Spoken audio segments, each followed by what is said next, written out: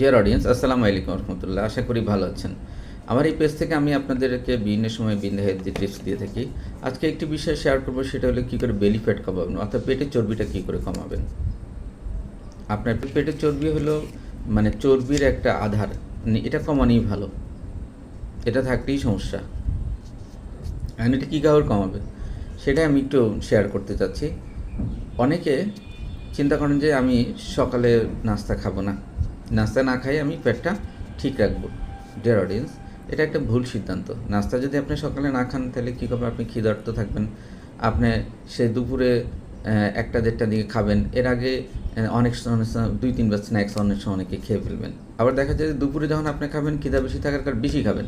এতে কী হবে, আপনার শরীরে অতিরিক্ত খাবার ঢুকবে এবং আপনার ক্যালোরি জমা হয়ে যাবে। অনেকে আনমনে খান বা টিভি দেখতে খান, মোবাইল দেখতে খান, অথবা ভাজি পোড়া খান, অনেকে চিবায় খান না।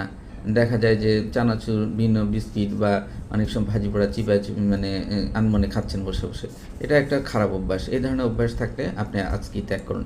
যে কোনো খাবার খাবেন খুব মাইনুটলি, খুব ধীরে স্থিরে এবং চিবায় এবং মনোযোগের সাথে।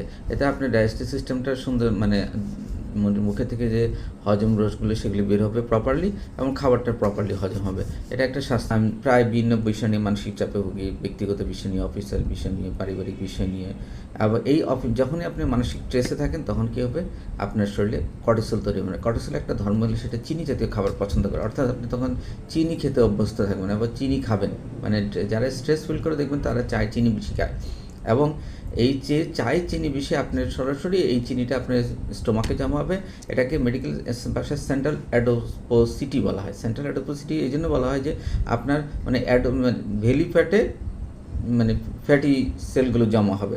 তাই এটা আবার আপনাকে কী করবে, কর্টিসল হরমোন যখন বেশি থাকে আপনি খিদা লাগবে। সুতরাং আজকেই সাবধান হন, স্ট্রেস থেকে দূরে থাকুন, কর্টিসল হরমোন বাড়ানোর বিষয় যেই সব বিষয় থাকে সেগুলি থেকে নিজেকে সচেতন রাখুন।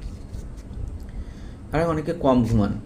এক গবেষণায় দেখা যাচ্ছে যারা কম ঘুমান তাদেরও কর্টিসল লেভেল বেশি থাকে এবং তাদের ক্ষুধা লাগে বেশি এবং তারাও চিনি বেশি খান। কম ঘুমানোটাও কিন্তু একটা মানে ব্যাড হ্যাবিটের লক্ষণ। কম ঘুমালে কিন্তু আপনার বেডি ফ্যাট জমবে।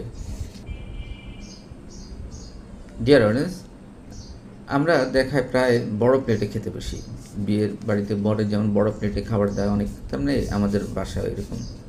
এটা একটা বদ অভ্যাস। আপনি প্লেট আপনার মাঝারি সাইজে রাখেন বা ছোটো রাখেন, এটা যেন ভালো হেলদি। জাপানিরা সাধারণত ছোটো প্লেটে খায়, এই জন্য তারা স্বাস্থ্যবান। বড় প্লেটে খাইতে দিলে আপনার খাওয়াটা বেশি আসবে এবং আপনি অতিরিক্ত খাবেন। অনেক সময় বিয়ে বাড়িতে বা বিভিন্ন জায়গায়। আশা করি ভালো থাকবেন। আসসালামু আলাইকুম রহমতুল্লাহ।